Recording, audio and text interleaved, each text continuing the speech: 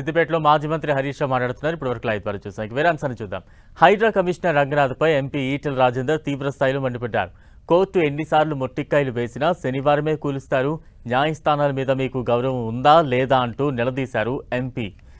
శత్రుదేశం దాడి చేసినట్లుగా హైడ్రా దాడి చేస్తోందని ఆగ్రహం వ్యక్తం చేశారు ఎంపీ ఈటెల. హైడ్రా నిర్వాసితులకు అండగా అస్మత్పేటలో ఎంపీ ఈటెల రాజేందర్ ధర్నా నిర్వహించారు.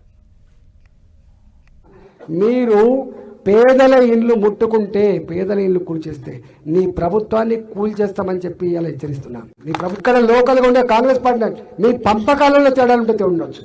నీ పార్టీకి ఎక్కువ వచ్చిందా, నా పార్టీకి ఎక్కువ వచ్చిందా, నాకు ఇయ్యలేదు, ఇలా మీ పంపకాలు ఉంటే ఉండని, కానీ మాడి మష అయిపోతారు కొడుక అని చెప్పి హెచ్చరిస్తున్నా.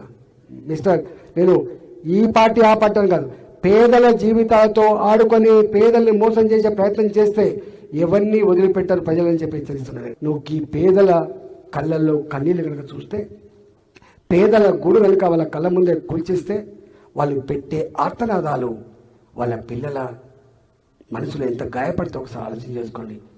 వాళ్ళ పుస్తకాలు అన్నీ ఉంటాయి, వాళ్ళ స్టవ్లు అన్నీ ఉంటాయి, వాళ్ళు కష్టపడి కోసుకుంటే ఫ్యాన్ గీనో అన్నీ ఉండిపోయే పరిస్థితి. ఇది ఎవడు చేయడు. బయట దేశస్తుడు దాడి చేస్తే ప్రజల మీద దౌర్జన్యం చేసేవాడు ఎట్లా చేస్తాడో, నీ పోలీస్, నీ హైడ్రా ఇట్లాంటి పని చేస్తే మంచిది కాదని చెప్పి హెచ్చరిస్తున్నాను.